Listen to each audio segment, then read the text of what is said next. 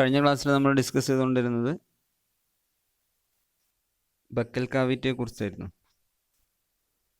Buccal കാവിറ്റിയിൽ പ്രധാനമായിട്ട് 3 ഭാഗങ്ങളുണ്ട് നമ്മൾ പറഞ്ഞു. Tongue, teeth, salivary gland.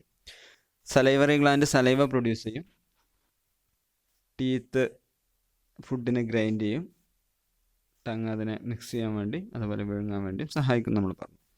പിന്നെ നമ്മൾ നാവിനെ കുറിച്ച് നമ്മൾ പറഞ്ഞു. നാവിൻ്റെ വ്യത്യസ്ത ഭാഗങ്ങൾ വ്യത്യസ്ത ടേസ്റ്റ് ബഡ്സ് ആണ്. അതിനനുസരിച്ച് വ്യത്യസ്ത ടേസ്റ്റ് വ്യത്യസ്ത ഏരിയകളിലാണ് ഫീൽ ചെയ്യുക എന്നുള്ളത് നമ്മൾ കഴിഞ്ഞ ക്ലാസ്സിൽ ഡിസ്കസ് ചെയ്തു. ഇനി അടുത്തത് പല്ലിനെ കുറിച്ചാണ് നമുക്ക് പറയാനുള്ളത്. നമ്മളെ വായിൽ 4 തരം പല്ലുകളാണുള്ളത്. 4 തരം പല്ലുകളിൽ നിന്നാണ് നമ്മൾ പൂർണ്ണ വളർച്ച എത്തിയത്. നമുക്ക് 2 രീതിയിൽ പല്ലുകളുണ്ടാവും. അത് നമ്മൾ ജനിച്ച ഒരു വയസ്സൊക്കെ ആകുമ്പോഴേക്കും നമുക്ക് പല്ല് വന്നു തുടങ്ങും. മിൽക്ക് ടീത്ത് എന്നാണ് അതിനെ നമ്മൾ വിളിക്കുക. മലയാളത്തിൽ നമ്മൾ പാൽപ്പല്ല് എന്ന് പറയും, മിൽക്ക് ടീത്ത്.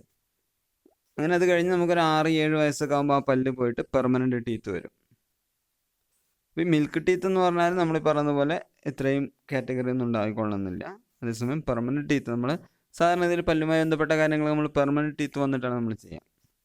അപ്പോൾ പെർമനൻ്റ് ടീത്താണ് നമ്മൾ ഡിസ്കസ് ചെയ്യുന്നത്. ഒരു 6-7 വയസ്സാകുന്ന സമയത്തൊക്കെയാണ് നമുക്കത് വരും. ഒരു 10 വയസ്സൊക്കെ ആകുമ്പോഴേക്കും ഏകദേശം പല്ലുകളൊക്കെ വരും.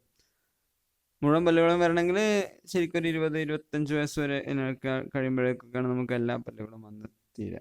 32 പല്ലുകളാണ് നമ്മുടെ വായിൽ ഉണ്ടാവാറുള്ളത്. അത് നമ്മൾ 4 കാറ്റഗറി ആയിട്ട് തിരിക്കുകയാണ്. ഒന്ന് ഇൻസിസേഴ്സ്, മറ്റൊന്ന് കാനിൻസ്, പ്രീമൊളാർ, മൊളാർ. പ്രീമൊളാർ എന്നാണ് സ്പെല്ലിങ് തെറ്റാണ് ഫസ്റ്റുള്ളത്. പെർമൊളാർസ് എന്നുള്ളത് പ്രീമൊളാർ എന്ന് വായിക്കണം. അപ്പം ഇങ്ങനെ 4 രീതിയിലാണ് പല്ലുകളുള്ളത്. ഇൻസിസേഴ്സ് എന്ന് പറയുന്നത് help in biting and cutting the food. നമ്മുടെ ഫ്രണ്ടിലുള്ള 4 പല്ലുകൾ, താഴെയും മുകളിലുള്ള 4 8 പല്ലുകളെയാണ് നമ്മൾ ഇൻസിസേഴ്സ് എന്ന് വിളിക്കുന്നത്. കത്രിക പോലത്തെ ഒരു സാധനമാണ്. നമ്മൾ സാധാരണ ആപ്പിൾ തിന്നത് സങ്കല്പിച്ചാൽ മതി. നമ്മൾ ആപ്പിൾ കടിക്കുക മുൻപിലുള്ള പല്ല് കൊണ്ടാണ്, അല്ലേ? നമ്മൾ എന്ത് സാധനവും കടിച്ചെടുക്കുക മുമ്പിലുള്ള പല്ലുകൾ കൊണ്ടാണ്. അപ്പോൾ അതിനുവേണ്ടി ഉപയോഗിക്കുന്നതാണ് ഇൻസിസേഴ്സ്. പിന്നെ കാനിൻസ് ആണ് help in piercing and tearing the food. ഫുഡിനെ ചവയ്ക്കാൻ പൊടിക്കാനൊക്കെ വേണ്ടി ഉപയോഗിക്കുന്ന പല്ലാണ്. നമ്മൾ ഈ ഇൻസിസേഴ്സ് കഴിഞ്ഞിട്ട് കാനിന് ഒരു കോമ്പല്ല്, കുറച്ച് കൂർത്ത പല്ലുകളായിട്ടാണ് അതുണ്ടാവുക. ശരിക്കും നമുക്ക് കടിക്കാൻ വേണ്ടി തന്നെയാണ്, നമ്മൾ ആഴ്ന്നിറങ്ങാൻ വേണ്ടിയിട്ടാണ് നമ്മൾ ആ പല്ലിനെ ഉപയോഗിക്കുന്നത്. പിന്നെ പ്രീമൊളാർ 10, അതേപോലെ മൊളാർ 10. അങ്ങനെയാണ് ഈ മൊത്തം 20, 24, 8, 32 പല്ലുകളാണ് നമുക്ക് ഉണ്ടാവുക. ഈ പ്രീമൊളാറും മൊളാറുമാണ് ചൂയിങ് ആൻഡ് ഗ്രൈൻഡിങ് ഫുഡ്. നമ്മൾ അണപ്പല്ല് എന്നൊക്കെ പറയാറില്ലേ, നമ്മളെ കോട്ടിലുള്ള വായയുടെ ഉൾഭാഗത്തുള്ള പല്ലുകളാണ് ഈ മൊളാറും പ്രീമൊളാറും ഒക്കെ. അതാണ് നമ്മളെ ശരിക്കും ഭക്ഷണം ചവയ്ക്കാൻ വേണ്ടി സഹായിക്കുന്നത്. നിങ്ങൾ സാധാരണ രീതിയിൽ ഫുഡ് കഴിക്കുന്ന ഒന്നിങ്ങനെ കഴിച്ചു നോക്കിയാൽ അപ്പോൾ നമുക്ക് മനസ്സിലാവും. നമ്മുടെ പല്ലിൻ്റെ ഓരോന്നിൻ്റെ ഉപയോഗങ്ങൾ നമുക്ക് മനസ്സിലാവും. ഇതാണ് പല്ല്. ഈ പല്ല് വളരെ പ്രധാനപ്പെട്ടതാണ്. ഭക്ഷണത്തെ ഗ്രൈൻഡ് ചെയ്യാൻ, പൊടിച്ച് ചവച്ച് റെഡിയാക്കാൻ വേണ്ടി പല്ലാണ് നമ്മൾ ഉപയോഗിക്കുന്നത്. അപ്പോൾ ഇത്രയാണ് ബക്കൽ കാവിറ്റിയുടെ ഭാഗങ്ങൾ: ടീത്ത്, സലൈവറി ഗ്ലാൻഡ്, ടങ്. ഇനി നമ്മൾ വായിൽ നമ്മൾ ഭക്ഷണം എടുത്തു, വായിലിട്ടു, നന്നായിട്ട് ചവച്ചരച്ചു, സലൈവയൊക്കെ ആയിട്ട് മിക്സ് ചെയ്ത് നമ്മൾ വിഴുങ്ങും. വിഴുങ്ങിക്കഴിഞ്ഞാൽ ആ ഫുഡ് നേരെ പോകുന്നത് ഫുഡ് പൈപ്പിലേക്കാണ്. ഓസോഫാഗസ് അല്ലെങ്കിൽ ഫുഡ് പൈപ്പിലേക്കാണ്. ഈ ഫുഡ് പൈപ്പ് എന്ന് പറഞ്ഞാൽ നമ്മളെ വായയുടെ ബക്കൽ കാവിറ്റിയുടെ എൻഡ് മുതൽ നമ്മളുടെ സ്റ്റൊമക്ക് വരെയുള്ള പാർട്ടാണ് ഫുഡ് പൈപ്പ് എന്ന് പറയുന്നത്. Food pipe passes along the neck. നമ്മളെ കഴുത്തിലൂടെ അങ്ങനെ പോകും, ചെസ്റ്റിലൂടെ അങ്ങനെ പോയിട്ട് സ്റ്റൊമക്ക് വരെ എത്തുന്ന പൈപ്പാണ് ഫുഡ് പൈപ്പ് അല്ലെങ്കിൽ ഓസോഫാഗസ് എന്ന് അറിയപ്പെടുന്നത്. ഇനി നമ്മൾ ഭക്ഷണം കഴിക്കുന്ന സമയത്ത് നമ്മൾ ഫുഡ് ഇറക്കി കഴിഞ്ഞാൽ നമ്മൾ നേരെ നിന്ന് ഭക്ഷണം ഇറക്കിയാലും സ്റ്റൊമക്കിലെത്തും, കിടന്നാലും എത്തും, തലകുത്തി നിന്നാലും ഒക്കെ ഫുഡ് സ്റ്റൊമക്കിലേക്ക് പോകും. അതിൻ്റെ കാരണം എന്ന് പറയുന്നത് ഈ സ്റ്റൊമക്കിൻ്റെ ഈ ഫുഡ് പൈപ്പിൻ്റെ വാൾസ്, അതിനൊരു പ്രത്യേക മസ്കുലാർ അസിസ്റ്റൻസ് ഉണ്ട്. ഫുഡിനെ ഉള്ളിലേക്ക് തള്ളാനുള്ളൊരു മസ്കുലാർ അസിസ്റ്റൻസ് ഉണ്ട്. അതുപോലെ തന്നെ അതിൻ്റെ സ്ട്രക്ചർ എന്ന് പറഞ്ഞാൽ നിങ്ങൾ കണ്ടിട്ടുണ്ടാവും. പോത്തിൻ്റെ ഒക്കെ കഴുത്ത് നമ്മളെ കിണറിലൊക്കെ മോട്ടറിന് ഉപയോഗിക്കുന്ന ഒരു പച്ച കളർ പൈപ്പ് നിങ്ങൾ കണ്ടിട്ടുണ്ടാവും, റൗണ്ട് ആയിട്ടുള്ള. അതേപോലത്തെ ഒരു സ്ട്രക്ചറാണ് ഉണ്ടാവുക. അത് പെട്ടെന്ന് അതിൽ കെട്ടി നിൽക്കാതെ സ്മൂത്തായിട്ട് ഫുഡ് താഴോട്ടിറങ്ങി പോകാനൊക്കെ സഹായിക്കും. ഇതാണ് ഓസോഫാഗസ് അല്ലെങ്കിൽ ഫുഡ് പൈപ്പ് എന്നറിയപ്പെടുന്ന ഭാഗം.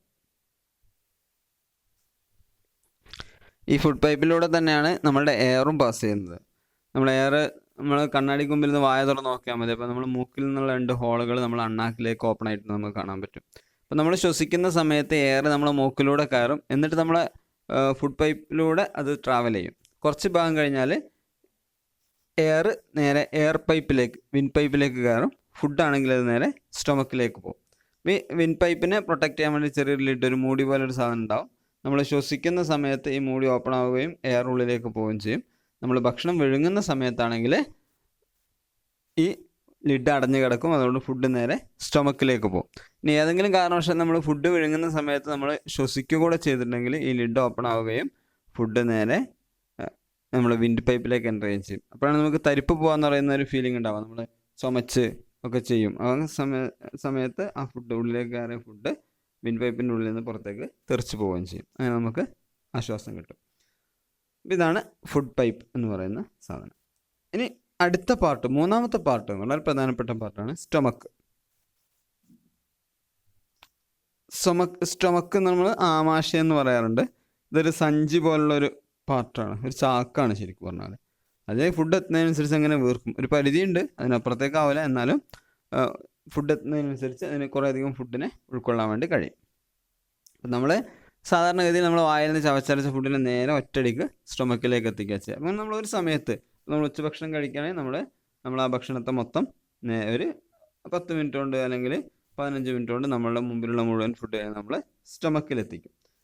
അപ്പോൾ സ്റ്റൊമക്കിലെത്തുന്നതിന് മുമ്പ് വായിൽ വെച്ച് ഇതിനൊരു ഡൈജഷൻ നടന്നിട്ടുണ്ടാവും. നമ്മൾ മുമ്പ് പറഞ്ഞാണ്, വായിൽ വെച്ച് ഈ ഡൈജഷൻ്റെ ആദ്യ പാർട്ട് നടന്നിട്ടുണ്ടാവും. ഇനി ബാക്കിയുള്ള പാർട്ട് നടക്കേണ്ടത് സ്റ്റൊമക്കിൽ വെച്ചാണ്.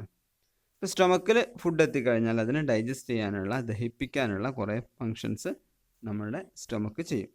സ്റ്റൊമക്ക് സീക്രട്സ് ഡൈജസ്റ്റീവ് ജ്യൂസസ്, ദഹന രസങ്ങൾ പ്രൊഡ്യൂസ് ചെയ്യും. ഇപ്പം നമ്മൾ ഉമിനീര് പറഞ്ഞല്ലോ, ഉമിനീര് ഫുഡുമായി മിക്സ് ചെയ്യുന്ന സമയത്ത് സ്റ്റാർച്ച് ഷുഗറായിട്ട് കൺവേർട്ട് ചെയ്യപ്പെടും.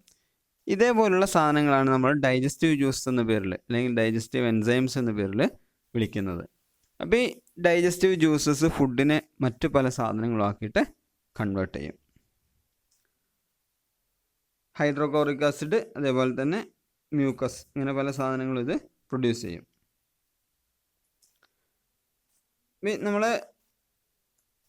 സ്റ്റൊമക്കിൽ ഫുഡ് എത്തിക്കഴിഞ്ഞാൽ സ്റ്റൊമക്കിൻ്റെ വാൾസ് തന്നെ ഹൈഡ്രോക്ലോറിക് ആസിഡ് പ്രൊഡ്യൂസ് ചെയ്യും. അതുപോലെ പല ഡൈജസ്റ്റീവ് ജ്യൂസുകളും പ്രൊഡ്യൂസ് ചെയ്യും. അതുപോലെ മറ്റു പല സ്ഥലത്ത് നിന്നുള്ള ഡൈജസ്റ്റീവ് ജ്യൂസുകളും പല എൻസൈമുകളൊക്കെ സ്റ്റൊമക്കിലെത്തും. ഇതെല്ലാം കൂടെ നമ്മൾ ഫുഡുമായിട്ട് മിക്സ് ചെയ്യുമ്പോഴാണ് നമ്മുടെ ഫുഡ് ഡൈജസ്റ്റ് ആയിട്ട് പോകുന്നത്. അപ്പം നമ്മൾ സങ്കല്പിച്ചത് ആസിഡ് ചിലപ്പോൾ നിങ്ങൾ കണ്ടിട്ടുണ്ടാകും. നല്ല സ്ട്രോങ് ആസിഡ് എടുത്തിട്ട് നമ്മൾ എന്തെങ്കിലും സാധനം മുകളിൽ ഒഴിച്ചു കഴിഞ്ഞാൽ അതാകെ എന്തായി വരും, ഒക്കെ ദ്രവിച്ചു വരും അല്ലേ. നമ്മൾ കുറച്ച് പഞ്ചസാര എടുത്തിട്ട് അല്ലെങ്കിൽ കുറച്ച് ഉപ്പ് എടുത്തിട്ട് അതിന് വെള്ളം ഒഴിച്ച് നന്നായിട്ട് ഇളക്കി കഴിഞ്ഞാൽ അത് വെള്ളത്തിൽ ലയിച്ച് ചേരും. ഇതേപോലുള്ള ഒരു പ്രോസസ്സാണ് ശരിക്കും നമ്മളുടെ ഡൈജഷൻ എന്ന് പറയുന്ന പ്രോസസ്സിൽ സംഭവിക്കുക. നമ്മൾ ഫുഡിനൊക്കെ മറ്റു പല സാധനങ്ങളും ആക്കിയിട്ട് കൺവേർട്ട് ചെയ്യപ്പെടും. അപ്പോൾ ഹൈഡ്രോക്ലോറിക് ആസിഡ് എന്ന് പറയുന്നത് ആസിഡാണ്. ഈ ആസിഡ് നമ്മുടെ ദഹനത്തിന് വളരെയധികം സഹായിക്കുന്നുണ്ട്. ഈ digestive juices break downs proteins, നമ്മൾ കഴിക്കുന്ന ഭക്ഷണത്തിലുള്ള പ്രോട്ടീനുകളെ ബ്രേക്ക് ഡൗൺ ചെയ്യാനാണ് ഡൈജസ്റ്റീവ് ജ്യൂസ് സഹായിക്കുന്നത്. ഈ ഹൈഡ്രോക്ലോറിക് ആസിഡ് ഒരു ആസിഡിക് മീഡിയം ക്രിയേറ്റ് ചെയ്യും. അതോടൊപ്പം തന്നെ നമ്മളെ ഫുഡിലുള്ള ബാക്ടീരിയകളെയും മറ്റുമൊക്കെ നശിപ്പിക്കും. മ്യൂക്കസ്, അതായത് കഫം, നമ്മുടെ ചിലപ്പോൾ ഭക്ഷണം കഴിക്കുമ്പോൾ എല്ലൊക്കെ വിഴുങ്ങി പോകാറുണ്ട്. നമ്മുടെ സ്റ്റൊമക്കിൽ സംഭവിക്കുക ഫുഡിന് ഇങ്ങനെ ചേണിങ് എന്നാണ് പറയുന്നത്. നമ്മൾ കടയുക എന്നൊക്കെ മലയാളത്തിൽ പറയാം. ഇങ്ങനെ കണ്ടിന്യൂസ് ആയിട്ട് ഇങ്ങനെ കുലുക്കാണ് സ്റ്റൊമക്കിലിട്ടിട്ട് ഫുഡിനെ. അങ്ങനെ കുലുങ്ങുന്ന സമയത്താണിത് ഈ ഡൈജസ്റ്റീവ് ജ്യൂസുമായിട്ടൊക്കെ മിക്സ് ചെയ്ത് അത് ഡൈജസ്റ്റ് ആയിട്ട് പോകുന്നത്. അപ്പോൾ ഈ ഇങ്ങനെ കുലുക്കുന്ന സമയത്ത് നമ്മളതിന് വല്ല എല്ലാം മുള്ളൊക്കെ കുടുങ്ങിയിട്ടുണ്ടെങ്കിൽ അത് ഈ സ്റ്റൊമക്കിൻ്റെ വാൾസിൽ തട്ടിയിട്ട് അതിന് പരിക്ക് പറ്റാൻ സാധ്യതയുണ്ട്. അത് ഒഴിവാക്കാൻ വേണ്ടിയിട്ട് ഒരു മ്യൂക്കസ്, ഒരു കഫത്തിൻ്റെ ഒരു ലൈനിങ് ഉണ്ടാവും. എന്തെങ്കിലും തട്ടിക്കഴിഞ്ഞാലും ഈ സ്റ്റൊമക്കിൻ്റെ വാൾസിലേക്ക് എത്തൂല. അങ്ങനെ അതിനെ സ്റ്റൊമക്കിൻ്റെ വാൾസിനെ പ്രൊട്ടക്റ്റ് ചെയ്യും. പ്രൊഡ്യൂസ് ചെയ്യപ്പെടുന്ന ആസിഡ് നമുക്കറിയാം. നമ്മൾ കുറേ സമയം ഭക്ഷണം കഴിക്കാതൊക്കെ എന്നുണ്ടെങ്കിൽ ഒരു പുളിച്ച വെള്ളം നമ്മളെ വായിലേക്ക് ഇങ്ങനെ വരും. ഫീൽ ചെയ്തിട്ടുണ്ടാകും പലപ്പോഴും. നോമ്പൊക്കെ ആകുമ്പോൾ വൈകുന്നേരം ആകുമ്പോഴൊക്കെ നമുക്ക് അങ്ങനെ ഫീൽ ചെയ്യാറുണ്ട്. അത് നമ്മളെ stomach full time hydrochloric acid produce ചെയ്തുകൊണ്ടേ നിൽക്കും.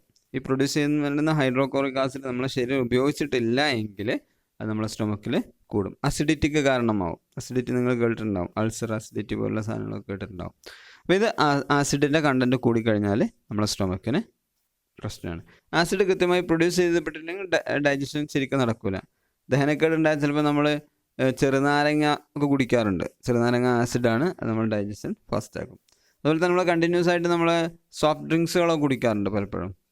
അരീറ്റഡ് ഡ്രിങ്ക്സ്, സോഡ, 7up ഇതുപോലുള്ള സാധനങ്ങളൊക്കെ കുടിച്ചു കഴിഞ്ഞാൽ അതിൽ കാർബൺ ഡൈ ഓക്സൈഡ് ഉണ്ടാകും. ഈ കാർബൺ ഡൈ ഓക്സൈഡ് വെള്ളവുമായി മിക്സ് ചെയ്യുന്ന സമയത്ത് കാർബോണിക് ആസിഡ് ആവും. ഈ ആസിഡ് നമ്മളുടെ സ്റ്റൊമക്കിൽ അസിഡിറ്റി കൂട്ടാൻ വേണ്ടി സഹായിക്കും. അപ്പോൾ അത് നമുക്ക് ഹാംഫുൾ ആയിരിക്കും. അത് കണ്ടിന്യൂസ് ആയിട്ട് നമ്മൾ യൂസ് ചെയ്ത് കഴിഞ്ഞാൽ നമുക്ക് ഹാംഫുള്ളായിട്ട് വരാം. നമ്മൾ കൂടുതൽ ഭക്ഷണം കഴിച്ചാൽ പെട്ടെന്ന് ദഹിക്കാനെന്ന് പറഞ്ഞിട്ട് കുടിക്കുന്നതാണ്. പക്ഷേ ഇത് മിനറൽ ആസിഡാണ്. അപ്പോൾ നമുക്കത് ഹാംഫുള്ളായിട്ട് വരാൻ സാധ്യതയുണ്ട്. ആണ് എപ്പോഴും അത് ഉപയോഗിക്കരുതെന്ന് പറയാനുള്ള കാരണം. അച്ചാർ അതേപോലുള്ള സാധനങ്ങൾ, പുളി കൂടുതലുള്ള സാധനങ്ങൾ കൂടുതലായിട്ട് യൂസ് ചെയ്ത് കഴിഞ്ഞാൽ അസിഡിറ്റി കൂടാനുള്ള സാധ്യത ഉണ്ട്. ഇപ്പോൾ സ്റ്റൊമക്കിൽ വെച്ചിട്ട് നമ്മളെ ഡൈജഷൻ്റെ സെക്കൻഡ് പാർട്ട് കംപ്ലീറ്റ് ആവും. ഇതിന് ഏകദേശം ഒരു 3 മണിക്കൂറൊക്കെ എടുക്കും. ശരാശരി സമയം പറയുന്നത് 3 മണിക്കൂറാണ്. നമ്മൾ ഫുഡ് കഴിച്ചിട്ട് അത് ഡൈജസ്റ്റ് ആയിട്ട് തീരാനെടുക്കുന്ന സമയം 3 മണിക്കൂറൊക്കെയാണ് പറയാറ്. അപ്പോൾ അത് കഴിഞ്ഞാലേ നമുക്ക് പിന്നെ വിശക്കുള്ളൂ. ആ ഡൈജസ്റ്റ് ആയിട്ട് നമ്മൾ കഴിച്ച ഫുഡ് മുഴുവൻ സ്റ്റൊമക്കിലെത്തും. സ്റ്റൊമക്കിൽ നിന്ന് ഡൈജസ്റ്റായി ഇതിങ്ങനെ കുറച്ചായിട്ട് സ്മോൾ ഇൻറ്റസ്റ്റൈനിലൂടെ പാസ് ചെയ്ത് പോയിട്ട് സ്റ്റൊമക്ക് കാലിയാകുമ്പോഴാണ് നമുക്ക് വീണ്ടും വിശപ്പ് അനുഭവപ്പെടുന്നത്. മനസ്സിലായല്ലോ?